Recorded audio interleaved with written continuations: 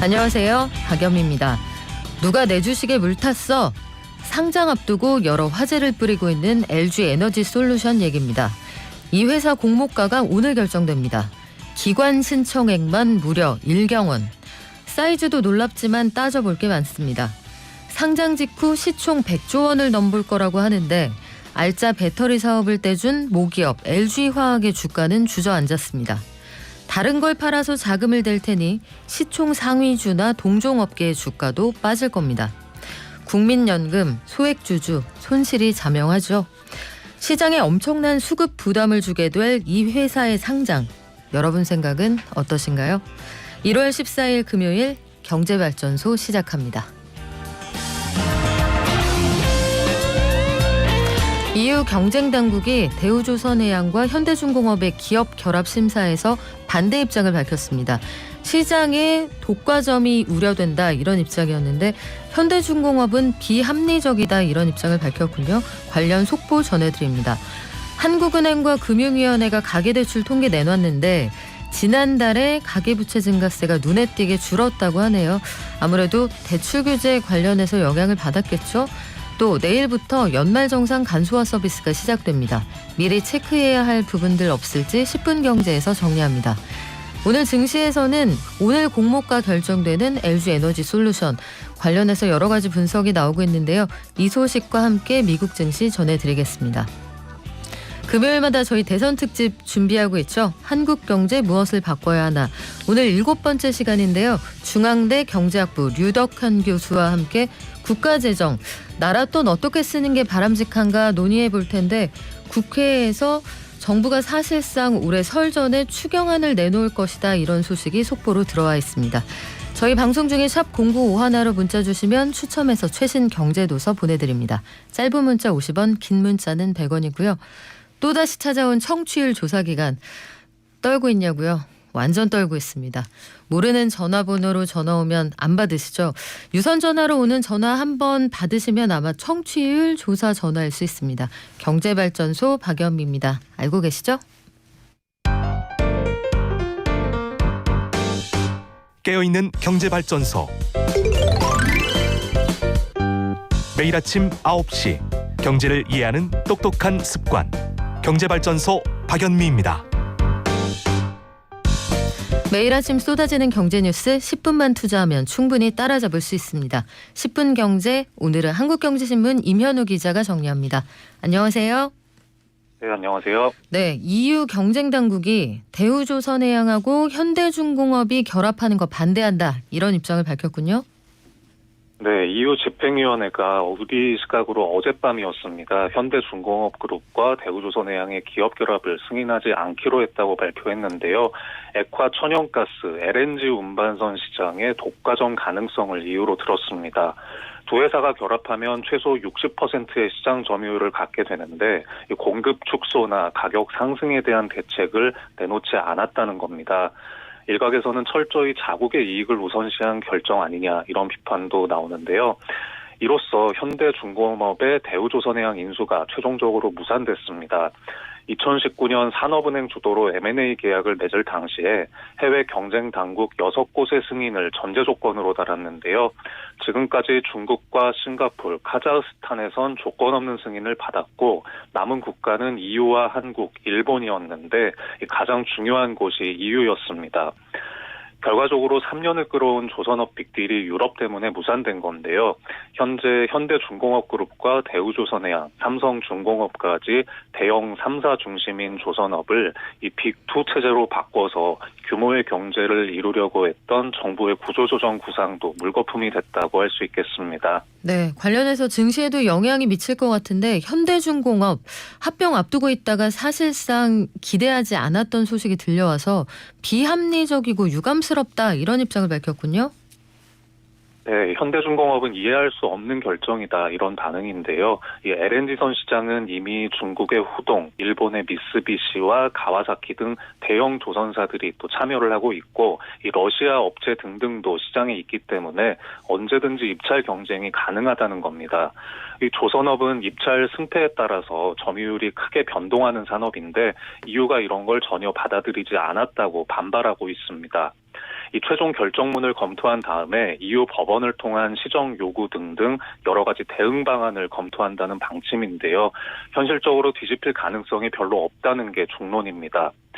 정부와 채권단은 성명을 내서 EU의 불승인 결정은 아쉽지만 이 기업 결합을 처음 추진했던 3년 전에 비하면 요즘 조선산업이 상황이 많이 개선됐다. 그래서 업계에 미치는 악영향은 크지 않을 것이다. 이런 입장을 밝혔습니다.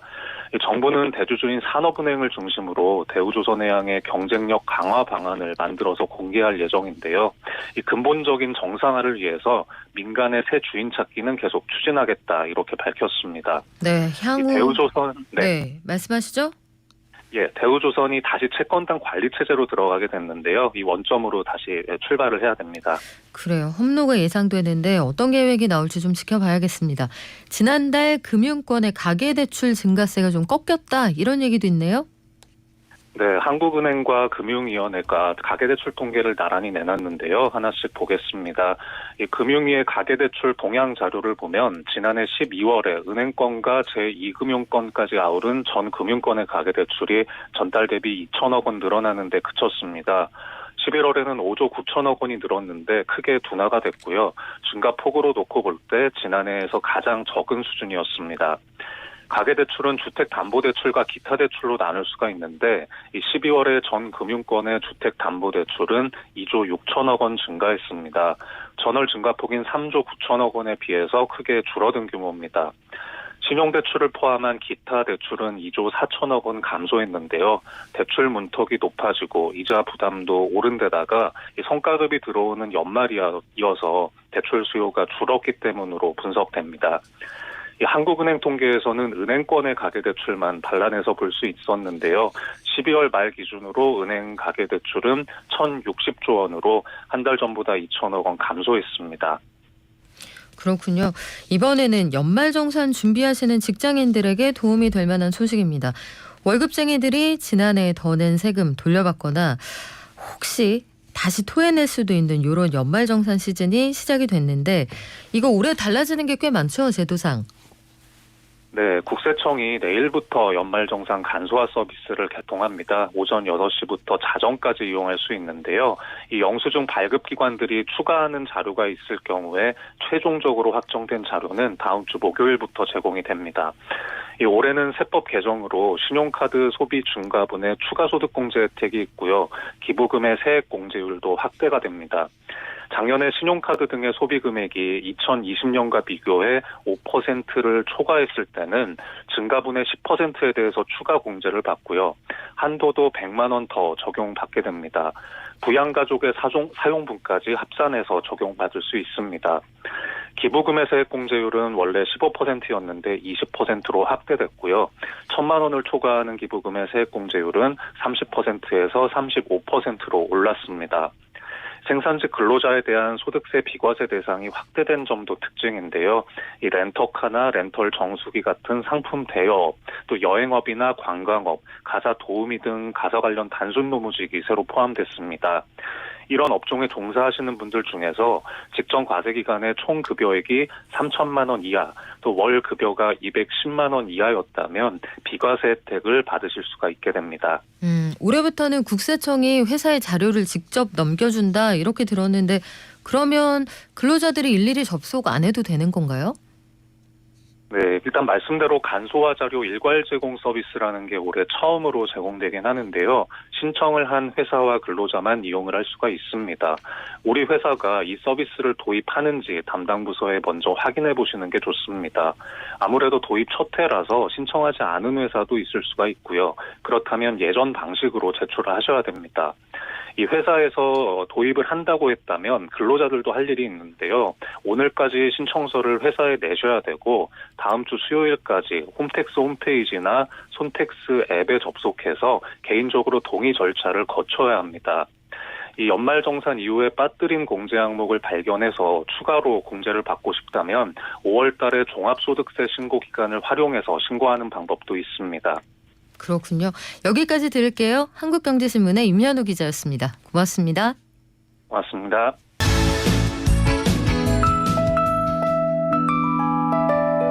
개미 한 마리, 개미 두 마리,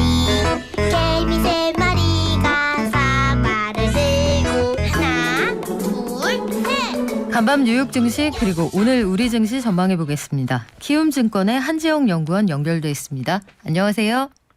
네, 안녕하세요. 네, LG 에너지 솔루션부터 오늘은 물어볼게요. 기관 네. 투자자들이 수요 예측에서 우리는 1경원이 넘는 돈을 이 회사 주식 사는데 쓰겠습니다. 이런 입장을 밝힌 거죠? 네, 맞습니다. 그래서 저도 그 금액은 진짜 처음 보는 금액으로 생각하고 있고요. 네.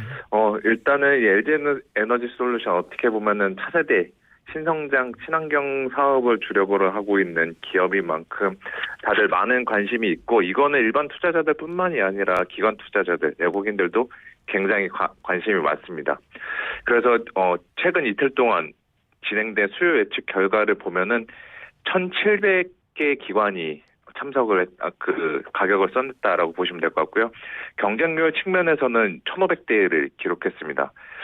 그래서 이렇게 경쟁률이 치열한 만큼 주식을 좀 더 공모 금액이 많이 받으려면은 금액을 많이 써내면 되는데, 그렇게 되다 보니까 1경원이 넘는 금액이 집계가 됐습니다. 그리고 여기서 저희가 하나 약간의 헷갈리실 수 있는 부분이 1경원이 몰렸다면은 지금 LG 에너지 솔루션 공모 금액이 대략 13조니까 1경원에서 13조를 뺀 금액 대략 9,987조 원은 이거 다시 증시로 흘러들어올 수 있지 않을까, 일부는 증시로 흘러들어올 수 있지 않을까라는 기대감들을 가지고 계신 분들이 있을 것으로 추정이 되고 있습니다. 그런데 저도 그 금액이 전부 다 들어오면 정말 좋겠지만, 이 금액은 실제 금액이 아니라고 보시면 돼요. 그러면 이게 1경원이라는 게 어디 뒀다가 집어넣겠습니다 하는 게 아니라 일단 써서 내는 돈이다, 이 얘기예요? 예, 맞습니다. 그래서 개인 투자자 같은 경우는 공모주 청약할 때 증거금을 납입을 하고 청약을 하게 되는 건 구조인데, 기관 투자자들은 그러한 시스템이 아닙니다. 그래서 미징수 계좌라는 게 있는데, 이게 어떤 거냐면은 계좌에 현금이 있어야 주문을 낼 수 있는 징수 계좌의 반대라고 보시면 돼요. 그래서 현금이 없어도 주문을 일단 낸 다음에 체결되는 수량만큼만 금액을 후결제하는 구조라고 보시면 돼요. 그래서 기관 투자자 같은 경우도 이론상으로는 LG 에너지 솔루션 청약할 때 한 개의 기관이 몇천억 원, 조 단위로 이렇게 주문을 낼 수 있는 거죠. 대신에 실제로 그만큼 체결이 안 되는 거고, 체결되는 금액만 그 주식으로 받아 결제를 하면 되는 거니까, 그러한 과정에서 이렇게 LG 에너지 솔루션을 조금이라도 더 공모에 청약을 받으려고 하다 보니 1경원이 넘는 돈이 집계됐다라고 보시면 될 것 같습니다. 그래요. 아마 뉴스나 신문지상에서 1경원이라는 단어를 보신 거 다들 아마 처음이실 텐데, 네. 우리나라 연간 GDP가 대략 2,000조 원 정도 되니까 이거 어마어마한 돈이잖아요. 그렇죠. 그리고 그 1경원은 코스피 전체 우리나라 증시 전체 시가총액이 2,600조인데 한국 증시 다 팔아도 그 금액은 못 마련하죠. 네. 근데 여기에 이렇게 과열된 이 열기가 나타나면 다른 종목들에는 어떤 영향이 있습니까? 그게 아마 지금 1월 말에 다들 고민을 하고 계시는 주제인데, 펀더멘털 기업들의 사업 실적 이런 것과 무관하게 이 수요와 공급, 수급적인 측면에서 충격을 받을 수 있을 것 같아요. 왜냐하면은 LG 에너지 솔루션이 이제 코스피 지수나 코스피 200 지수나 아니면은 2차 전지 관련 ETF 지수에 편입이 되면은 자연스럽게 그 기존에 편입되어 있던 다른 종목들의 비중은 낮아지기 마련입니다.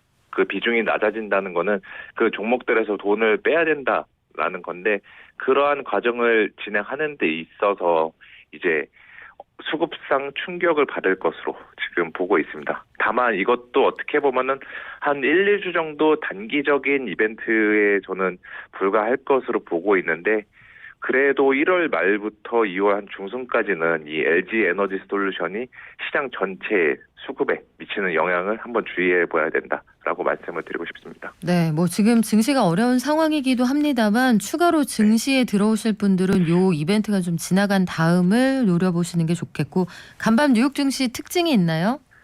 예, 미국 증시는 그 전날에는 반등을 했었는데 어제는 또 빠졌습니다. 그래서 장 초반에는 12월 생산자 물가 지수가 예상보다 둔화됐다는 소식에 힘입어서 상승세를 보였지만, 장중에 있었던 라엘 브레이너드 연준 차기 부의장이 상원 청문회에 가가지고 예상보다 매파적인 발언을 했다라는 그 소식에 전체적인 성장주들을 중심으로 좀 부담 요인을 받으면서 하락세를 보였습니다. 그래서 테슬라 같은 경우도 거의 7% 가까이 하락을 했고 마이크로소프트도 4% 넘게 하락하는 등 전체적으로 기술주, 성장주들을 중심으로 하락을 하면서 나스닥이 마이너스 2.5%, S&P 500이 마이너스 1.4%, 다우가 마이너스 0.5%를 기록했습니다. 네, 오늘 우리 장은 어떻게 출발했나요?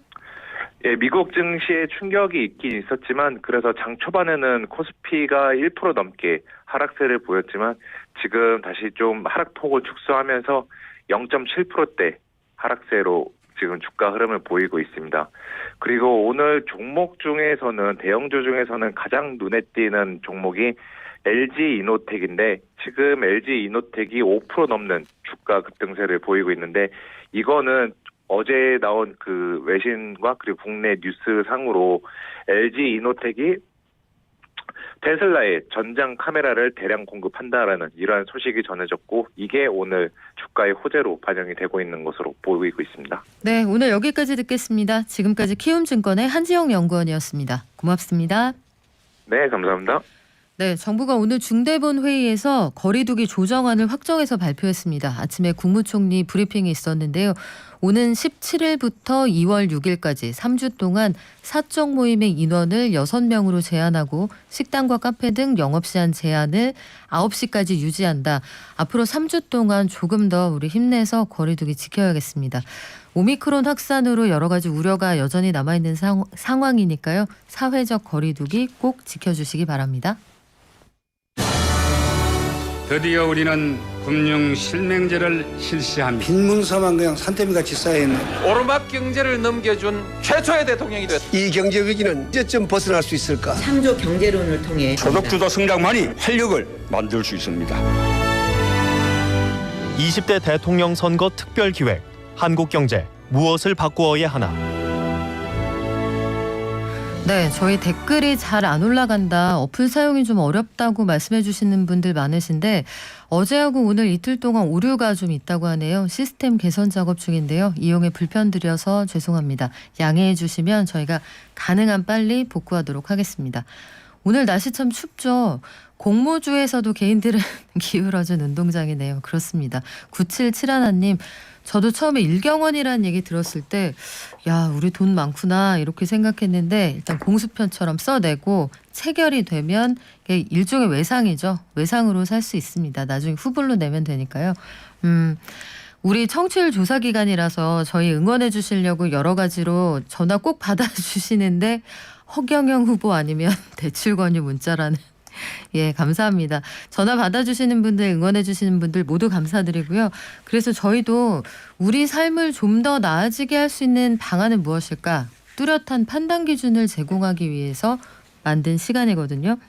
오늘 20대 대선 특집 7번째 시간입니다. 국가재정은 어떻게 운영돼야 하는가? 어려운 주제인데 쉽게 말하면 어떤 기준을 가지고 한정된 재화를 나눌 것인가, 이 주머니 속 재화를 공정하게 나누는 방법, 그에 대한 공부라고 생각해 주시면 좋겠어요. 제 옆에 손님 나와 계십니다. 중앙대 경제학부 류덕현 교수님 나와 계시네요. 안녕하세요. 네, 안녕하세요. 네, 교수님, 오늘 방송 시작하기 전에 정부가 사실상 추경안을 설전에 제출을 하겠다 이런 입장을 밝혔거든요. 네. 그리고 또 재미있는 게 그 지난해 초과 세수를 보니까 한 60조 원 되더라고요.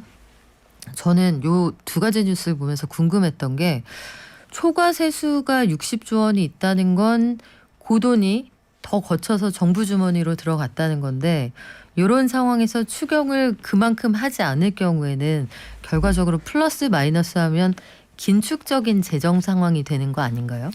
네, 일단 그 60조의 초과 세수라고 할 때 네. 좀 정확하게 이야기할 필요가 있습니다. 그 60조는 2021년 20년 말에 국회를 통과한 본 예산 대비 60조 정도가 더 많이 들어왔다는 네. 것이고요. 작년에 1차 추경, 2차 추경을 했습니다. 그래서 첫 추경할 때 한 30조가 정도 더 들어올 것 같다. 31조. 그리고 2차 추경할 때 또다시 잘못돼서 한 19조에서 50조 정도가 이제 될 거라고 생각했습니다. 그런데 작년 말 11월 말 재정 동향을 보니까 한 10조 정도가 더 들어올 것 같다라는 말씀이죠. 그래서 이미 두 번의 추경을 통해서 먼저 그 초과세수 분야 부분은 먼저 이제 새로운 예산을 짰기 때문에 그게 추경안이라고 하지 않습니까? 그걸 통해서 이미 지출 소요가 정해졌고요. 앞으로 10조 정도 더 들어올 부분을 감안해서 이제 올해 2월에 바로 이제 22년 본 예산에 앞서 한 번 더 추경을 그러니까 1차 추경을 하겠다라는 걸로 보여집니다. 그래서 60조가 될지 또 규모가 될지에 대해서는 아마 그 정부가 제안을 할 것 같습니다. 그래서 국회가 이제 심의를 해서 지금 규모가 뭐 추가적으로 더 들어온 만큼 할지 네. 아니면 현재 다시 이제 코로나의 4차 그 웨이브 때문에 힘들어진 소상공인과 어떤 국민 경제의 어떤 활성화를 생각해서 할지는 좀 지켜봐야 될 것 같습니다. 그렇군요. 그렇다면 요걸 다 더해서 비교를 해보면 플러스도 마이너스도 아닌 현재까지 상황으로는 그렇죠. 네. 이게 초과세수라는 게 교수님 발생하는 게 원래는 세금을 걷었는데 우리가 예상보다 부족하면 안 되니까 네. 다소 보수적으로 타이트하게 잡아놓기 때문에 발생을 하는 거죠. 네, 일반적으로 이제 초과 세수가 아니라 세수가 좀 작게 들어오는 경향이 이제 일반적입니다. 네. 그래서 일반적으로 뭐 항상 그렇게 적게 들어오는 건 아니지만 굉장히 이례적으로 아마 지출 소요가 굉장히 많아질 것이라고 예상을 해서 좀 보수적으로 잡다 보니까 그런 경향이 없지는 않습니다. 하지만 이제 경제 예측이라는 것이 굉장히 이제 쉽지 어려운 않죠. 상황이고 네. 그래서 작년에 보니까 그 내용을 보니까 좀 소득세 부분에서 굉장히 좀 많이 들어왔습니다. 그래서 제가 볼 때는 그 우리 경제가 생각보다 빠르게 회복을 했고 그 회복할 때 있어서도 좀 불균등하게 회복하는 측면이 있습니다. 그래서 경제가 성장을 하다 보면 뭐 잘 아시겠지만 이른바 K자형 회복이 되다 보면 성장이 되다 보면 잘한 데는 잘 나가는 데는 굉장히 잘 나가지만 어려운 데는 어렵지 않겠습니까?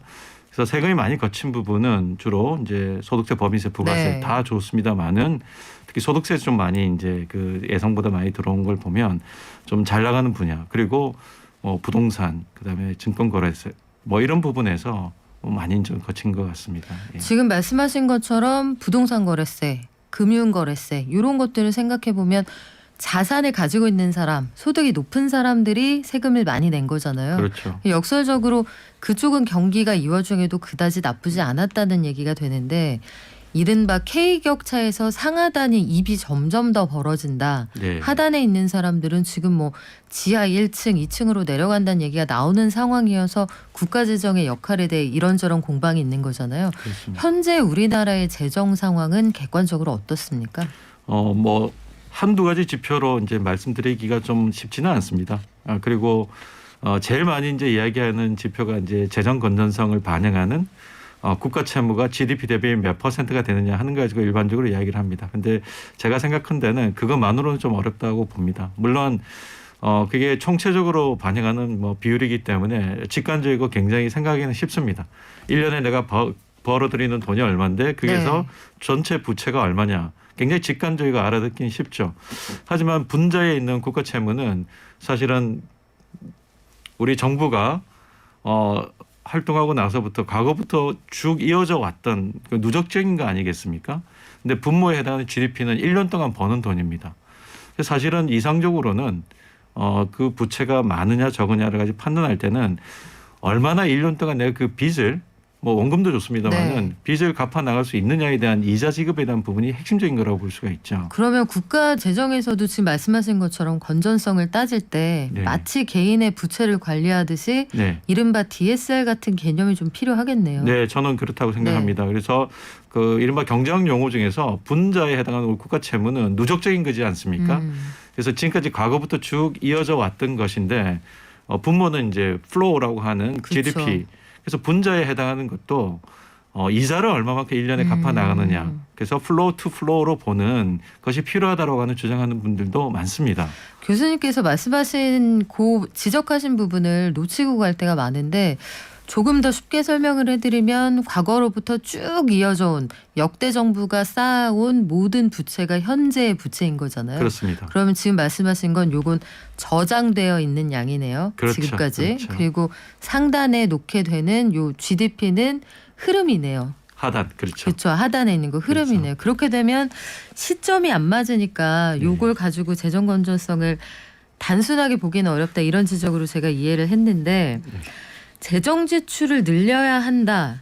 아니다. 이거 언제까지 마냥 모든 부분에서 재정이 불을 끌 수는 없다. 의견이 충돌을 하고 있는 상황이거든요. 네. 결국엔 돈 문제 아닌가 싶어요. 맞습니다. 네. 이거 그러면은 어떻게 해야 됩니까, 교수님?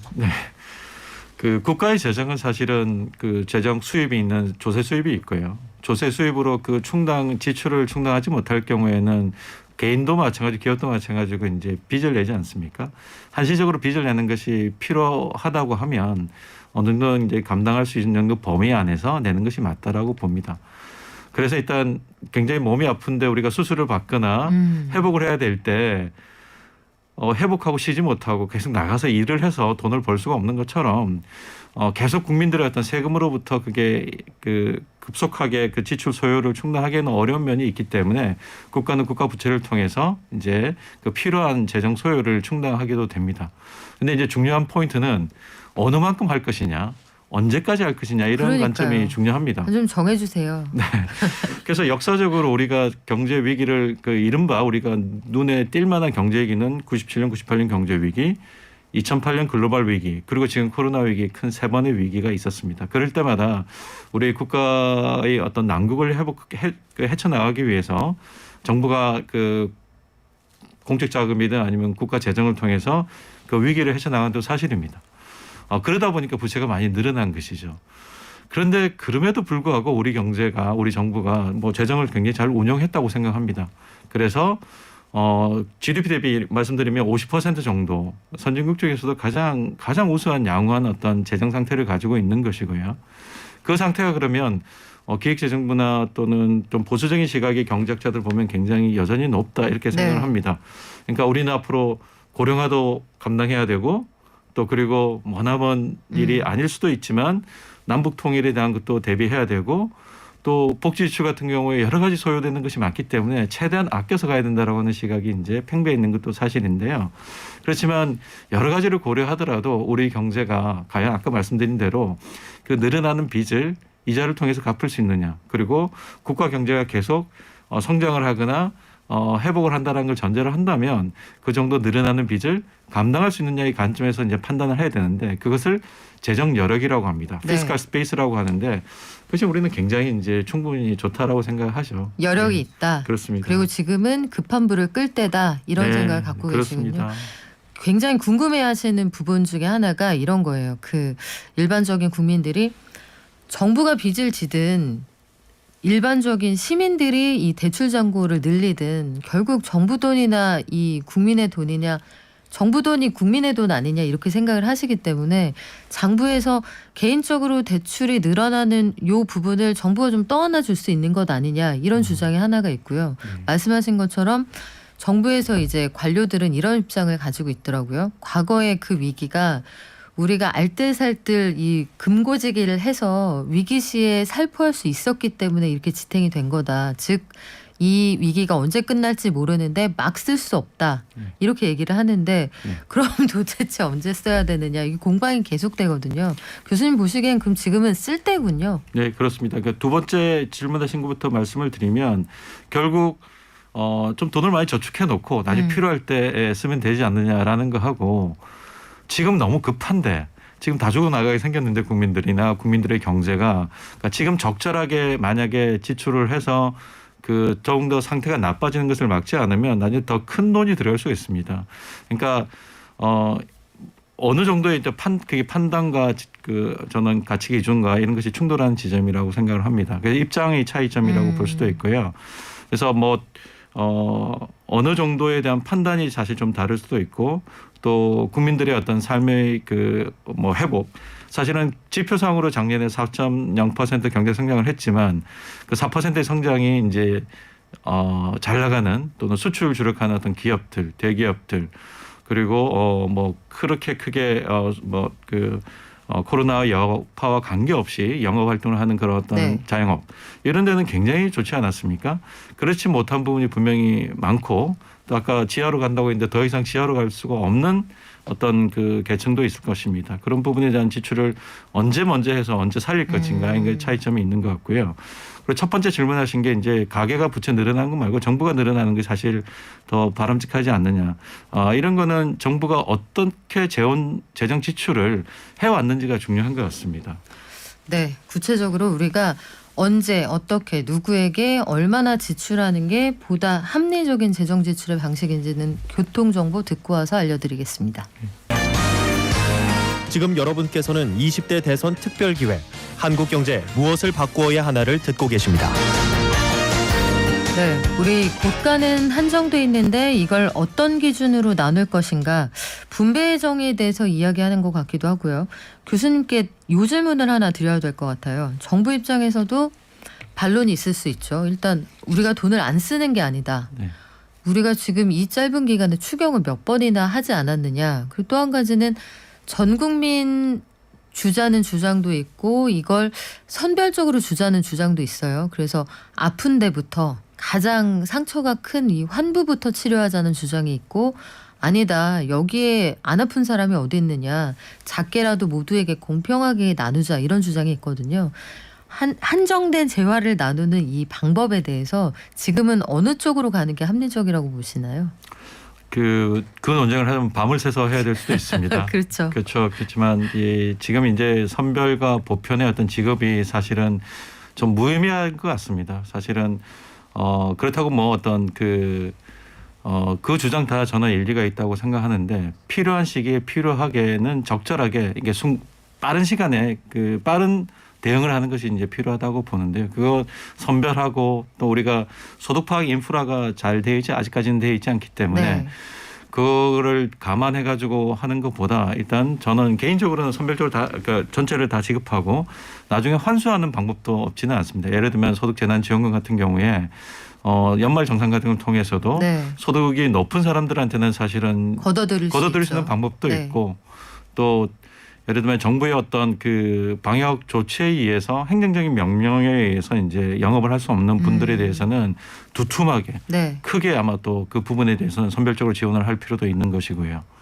그래서 뭐 내수의 회복이나 또 그런 부분을 전체적으로 고려하자면 두 가지가 다 동시에 들어갈 필요가 있었다고 생각이 드는데 너무 일단 정치적인 어떤 논쟁에 정책이 정치의 논쟁으로 비화하면 사실은 뭐 정부 정책을 하시는 분들은 좀 집행을 과감하게 하기가 쉽지가 않습니다. 그래서 항상 지금 더구나 우리 대선이라는 큰 정치적 이벤트를 앞두고 있으니까 현재 우리 상황을 놓고도 같은 숫자를 보고 해석이 완전히 갈린단 말이에요.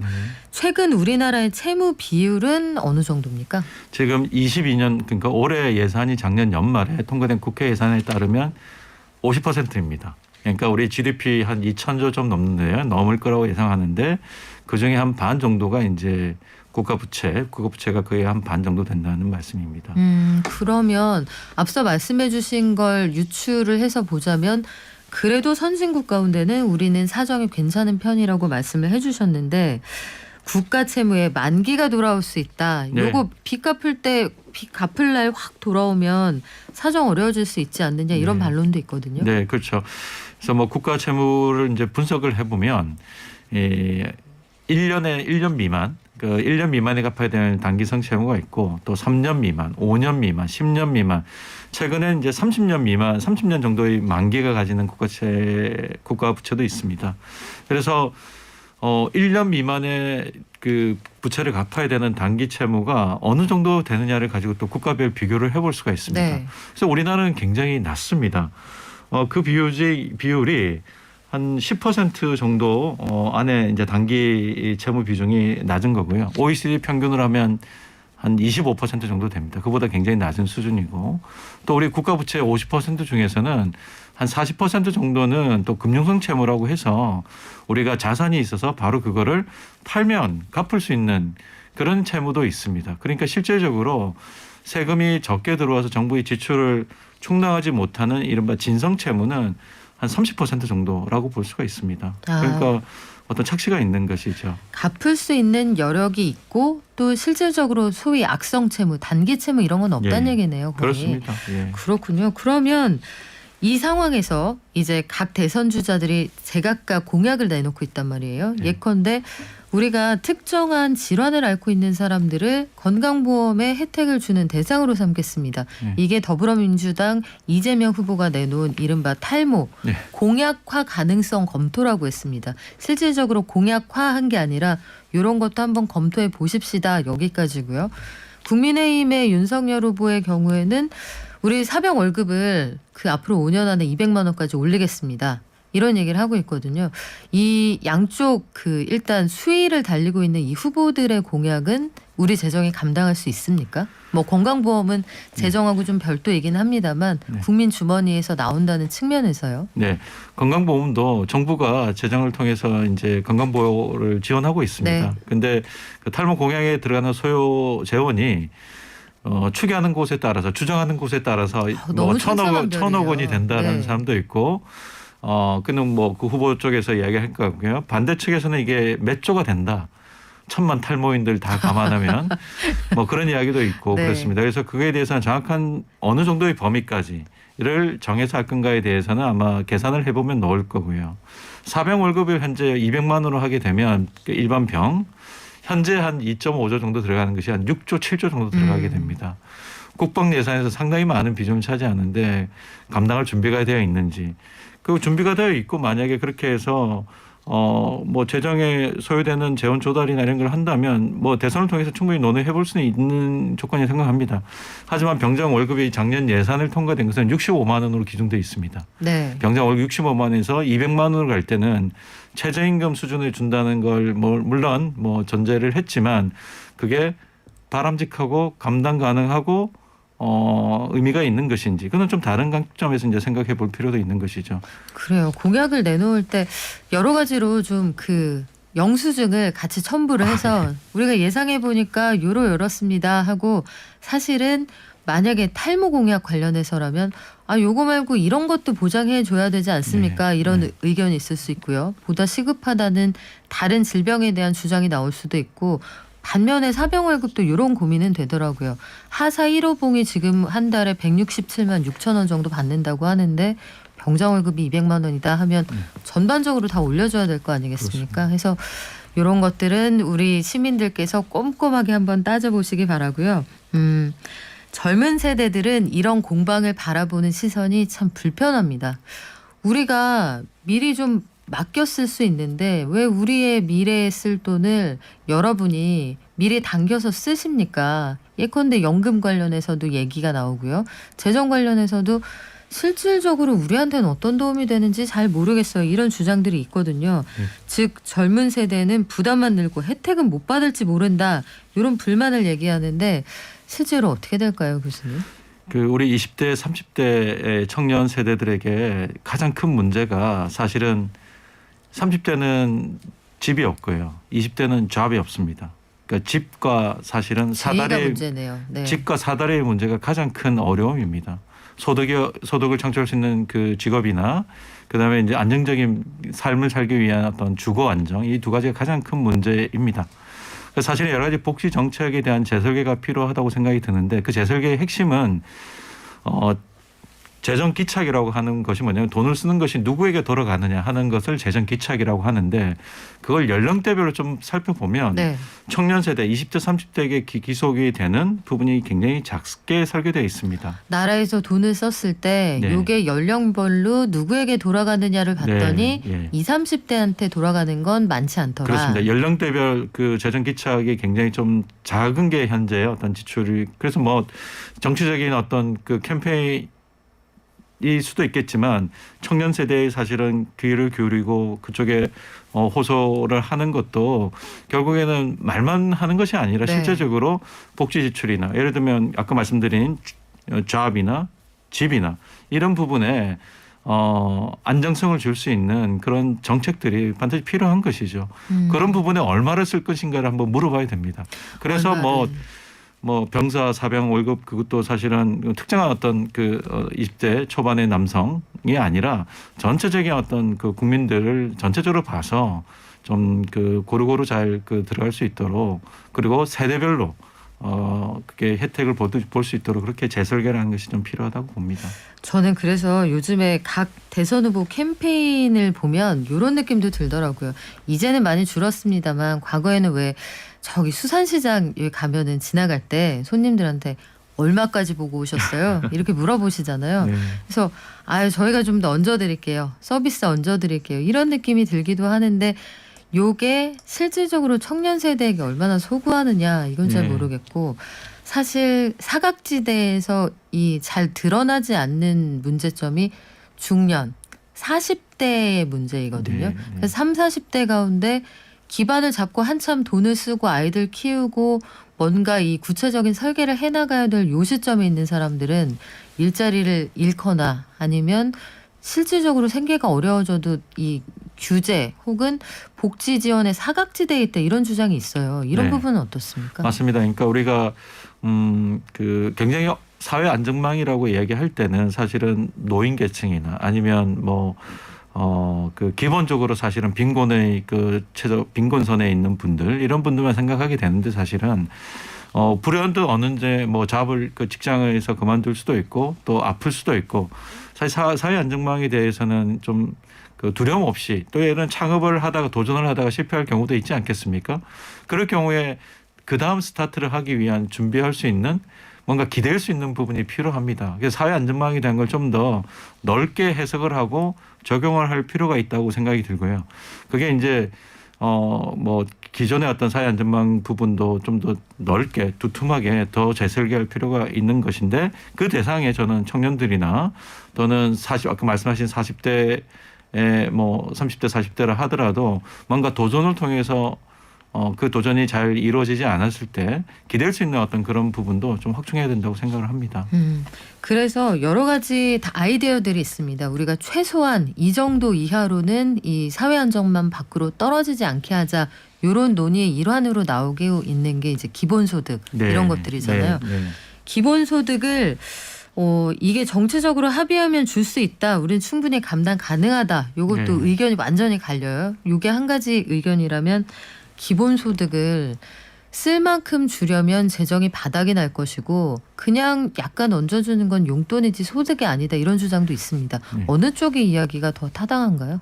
기본소득에 대한 논의를 할 때는 어느 정도 줄 것인가 그리고 규모 그다음에 시간 그리고 재원 조달 방안 이게 아주 핵심적이라고 봅니다. 네. 그러니까 50만 원을 1년에 준다고 할 때 우리가 25조 정도가 소요가 되고요. 100만 원을 준다. 한 달이 아니고요. 1년에 네. 한 번에 주는데 그 정도 주면 100만 원이면 월 10만 원도 안 되는 돈이지 않겠습니까? 그래도 50조가 들게 됩니다. 그러니까 우리가 그 최소한도로 설계를 하더라도 우리 GDP의 현재 2.5에서 5% 정도 해당하는 재원을 그렇게 쓰는 것이 과연 효과적이겠느냐라는 면에서 분명히 생각해 볼 수가 있는 거고요. 저는 그보다도 현재 우리 복지 수준이나 아까 말씀하신 어떤 그런 안전망 강화라는 측면에서 그거는 저희들이 아직 해보지 않아서 사실 가보지 않은 길을 간다는 건 매우 두려운 거 아니겠습니까? 그래서 굉장히 안전한 걸 위주로 찾게 되는데 지금은 사실은 과거의 어떤 정책이나 문법이 잘 통용되지 않은 사회이기도 하고요. 그래서 시도는 해볼 수가 있고 준비는 해볼 수가 있겠지만 그보다는 그 정도에 소요되는 재원이라고 한다면 예를 들면 전국민 고용보험이나 또 저소득층의 소득을 확대하는 네. 데거나 아니면 지금 EITC나 아동수당 같은 부분을 좀 더 늘려서 주거나 아니면 또 평생교육이나 네. 직업교육 확대하는 데 재원을 쓰면 그 정도의 규모에 대한 어떤 재원을 가지고 그렇게 쓰는 것이 좀 더 효과적일 수 있지 않을까. 그거는 우리가 검증도 해볼 수가 있고 네. 지금 하고 있는 부분이기도 하고 효과성이 입증된 부분이기 때문에 그런 부분에 이제 저는 시간의 문제라고 생각합니다. 정책도 그래서 우리가 충분하게 인프라가 확장이 되고 준비가 되어 그 정도 이내 된다라고 한다면 또 모르죠. 앞으로 4차 산업혁명의 어떤 그 속도와 규모와 그 파괴력이 점점 커서 정말 일을 하는 사람들이 얼마 되지 않을 때는 다른 방법이 없습니다. 기본소득의 형태로 최소한의 어떤 그 생활을 할 수 있는 것을 보장해 주는 것도 불가피하다고 저는 봅니다. 그런데 지금 우리나라의 경제와 사회 발전 정도와 어떤 정책의 어떤 우선순위를 생각한다면 그건 좀 더 뒤로 이제 미뤄도 충분히 가능하고 그에 대한 어떤 실험이나 어떤 준비하는 정도를 따져서는 좀 그 추후에 해도 되지 않을까 그런 생각을 가지고 있습니다. 그러니까 같은 한정된 재화를 쓴다고 하면 소비하고 휘발되는 네. 그 휘발성 소비 말고 네. 투입하면 뭔가 산출이 나오는 네. 말씀해 주신 EITC 같은 게 저소득 근로자가 열심히 일하게끔 네. 부추길 수 있는 이런 제도가 되는 거잖아요. 예. 그래서 뭐 모든 게 휘발성인 건 아니고요. 어떤 분들한테 그게 정말 생계가 될 수도 있습니다. 그 정도의 규모의 작은 네. 규모로 하더라도 그렇지만 아까 제가 말씀드린 다른 어떤 복지 지출의 형태나 현재 또 그 여러 가지 정부의 어떤 복지 정책을 통해서도 그런 분들에게는 사실은 지급이 되고 있거든요. 기초생보나 여러 가지 다른 현금 겹치는 수당. 부분이 있네요. 네, 그렇습니다. 예. 그래서 오히려 전 국민 그 기본소득을 시행하게 되면 재원 조달하는 방안에 대해서 예를 들면 보수적인 시각을 가지고 있는 분들은 기존에 주던 거를 다 정리를 하고 이걸로 주자 이렇게 이야기를 제로 하시고. 베이스에서 이른바 그렇습니다. 시작하자. 그러면 오히려 저소득층이나 좀 그 현금 수당을 지금도 받고 있는 분들을 따져 보면 오히려 더 손해가 나는 경우도 있습니다. 역진적일 수 있습니다. 네. 그래서 이제 정책 설계하는 게 굉장히 이제 어렵고 중요한데 아까 말씀드린 대로 어느 정도로 줄 것이냐, 어느 정도로 재원 조달할 것이냐 이 그 방법을 이전에 주던 거를 다 구조조정해서 지출 조정을 해서 재원을 마련한다라고 할 때는 좀 역진적인 면도 없지는 않다 이렇게 말씀드릴 수가 있겠습니다. 지금 말씀하셨던 그 기본소득 이외에 또 한 가지 쟁점이 있어요. 지금 세제 결국은 네. 이렇게 경제 상황이 어려울 때 감세하는 게 맞지 않느냐. 이 수성을 하고 있는 후보들은 감세 쪽의 정책을 다양하게 내놓고 있는 이런 분위기인데 반면에 조세의 부의 재분배 기능이 있지 않느냐. 부자들이 이렇게 어려울 때 좀 더 내서 여기서 걷어서 나눠주자 이런 의견도 항상 있거든요. 지금 우리 상황에서 세금의 디자인을 한다 할 때 어느 방향으로 가는 게 맞습니까? 그 고소득자나 고자산가들은 충분히 많이 내고 있습니다. 사실 법인세를 보더라도 그 대규모 그 우리 대기업들이 굉장히 많이 내고 있는 거죠. 모든 국민이 다 부담하는 부가세 같은 경우에는 자기가 지출하는 것만큼 그렇게 많이 내는 것인데요. 그러니까 세금에 대해서 어떤 그 뭐 예를 들면 증세의 어떤 방향이나 이걸 좀 더 합리적으로 조정한다라고 할 때 일단 첫 번째로 이제 많은 재정학이나 이제 경제학자들이 동의를 많이 하는 부분이 좀 면세자들 소득에 대해서도 그게 규모를 많이 내자는 것보다도 최저로 어느 정도는 조금은 소득세를 좀 부과할 필요는 있다. 면세점 이하의 예. 소득세를 내지 않는 분들을 소위 이게 세원의 네. 양성화인 거죠. 그렇습니다. 넓게 많은 분들이 조금씩이라도 내게 하는 것이 나중에 이제 규모를 보더라도 그렇고 그리고 좀 더 고소득자나 어떤 그 조세 정책에 대한 수용성을 넓히기 위해서도 그게 사실 필요하다고 봅니다. 그래서 마음 같아서야 많이 버는 사람들, 예를 들면 대기업이나 또는 네. 고소득자한테 많이 거두면 좋을 것처럼 보이지만 사실은 그게 장기적으로 보거나 좀 시간이 지나면 훨씬 더 그게 규모가 작아질 수가 있습니다. 그래서 넓게 깔고 가고 그리고 낮게 깔고 가더라도 많은 분들에게 많은 대상에게 세금을 걷게 하는 정책이 사실은 장기적으로 길게 볼 때 바람직하고 또 뭐 여러 가지 지금 뭐 소득세, 법인세, 부가세 이게 이제 국세 수입의 3대장인데요. 네. 3대장 중에서 어느 부분에서 이제 우리가 좀 관심을 갖고 볼 것인가 뭐 이런 거 측면에서도 좀 고민을 해봐야 될 것 같습니다. 그래요. 그거 세 개를 이 테트리스처럼 맞추는 요 과정이 결국은 네. 재정의 디자인인데 어떤 방향으로 결론이 날지 모르겠습니다만 아주 신중하게 해야 되는 시점인 것만은 분명해 보입니다. 의견이 참 많이 있으신데 한 가지라도 제발 지킬 수 있는 공약을 합시다. 아니 우리 더 이상 속지 않습니다. 막 던지지 말아요. 5100번님 말씀해 주셨거든요. 우리 마지막으로요 교수님. 네. 대선 앞두고 여러 가지 공약도 나오고 다 감당할 수 있다고들 합니다. 누구나. 그런데 경제 전문가이시니까 우리 정치권 혹은 정치 지도자를 선택하려고 하는 시민들에게 마지막으로 조언을 한마디 해주신다면 어떤 게 있을까요? 네, 그 정책을 볼 때 아까 제가 말씀드린 이 시대의 과제가 시대의 하도가 뭔지를 한번 잘 반영하는 분이 누군가를 한번 봐야 될 거라고 생각합니다. 사실은 불평등 구조, 공정의 어떤 그 공정 경제에 대한 어떤 그런 문제 이게 사실은 우리 사회가 우리는 선진국이 되고 굉장히 잘 살고 있습니다. 그렇지만 그렇지 않은 구조가 지금 고착화되어 있는 것이 가장 큰 문제라고 보고요. 청년 세대에 대해 생각을 한다면 정말 그 집과 사다리, 저는 그거가 우리 시대의 어떤 과제라고 생각합니다. 그러니까 집을 갖고자 하는 열망, 사다리, 새로운 어떤 계층이나 네. 어떤 그런 거에 올라가지고 하려고 하는 어떤 사회의 어떤 이동성, 이런 부분이 끊겨 있거나 막혀 있거나 하는 부분에 아마 청년 세대들이 굉장히 어려움이 있다고 생각합니다. 그런 문제를 풀기 위해서 하는 정책들을 꼼꼼히 잘 살펴보고 과연 어떤 식으로 돈을 조달할 것인지, 어떤 식으로 이게 예를 들면 뭐 세금을 걷는다고 하든지 아니면 지출을 아껴서 쓴다든지 뭐 이런 부분에서 책임성 있는 그런 정책에 대한 어떤 발언하시는 내용들을 꼼꼼히 살펴보시는 게 저는 아주 필요하다고 생각이 듭니다. 그래요. 언제나 유권자가 가장 냉정하고 현실적이었다 이런 생각이 드네요. 여기까지 듣겠습니다. 지금까지 중앙대 경제학부의 류덕현 교수였습니다. 다음 주 이 시간에는 금융연구원 지만수 선임 연구위원과 함께 중국과의 관계 어떻게 해야 되는지, 우리의 가장 큰 시장이지만 참 질긴 고기이기도 합니다. 중국 견제 시대, 이 제목으로 한번 공부해 볼게요. 오늘 말씀 고맙습니다. 네, 감사합니다. 네, 오늘 이 내용이 담겨 있는 정책의 시간 받으실 분 알려드릴게요. 3125님 축하드립니다. 그리고 그 밖에도 최신 경제도서 저희가 추첨해서 보내드리거든요. 7820님 축하드려요. 오늘 굵직한 속보가 많았습니다. 정부가 당정이 군사시설 보호구역의 274만 3천 평에 대해서 규제를 해제한다. 통제 보호구역도 풀어서 일반 주택시장에 내놓겠다, 이런 입장을 밝혔거든요.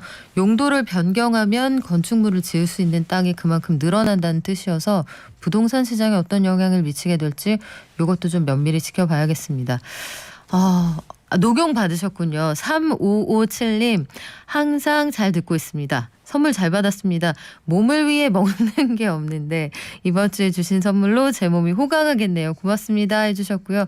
네, 건강이 최고입니다. 요즘은 정말 건강이 돈이구나, 다른 기회비용보다 건강이 최고구나, 이런 생각 많이 하시죠? 대기업과 고소득자 탈세, 이런 문제 해결합시다, 이런 주장도 충분히 일리가 있습니다. 오늘 저희가 이야기 나눴던 부분에 대한 다양한 의견도 좋고요. 반론도 좋습니다. 여러 가지 의견 다 수용해서 가장 객관적인 시각으로 돌아오겠습니다. 한 주간 고생 많으셨고요. 다음 주에 뵙겠습니다. 발전.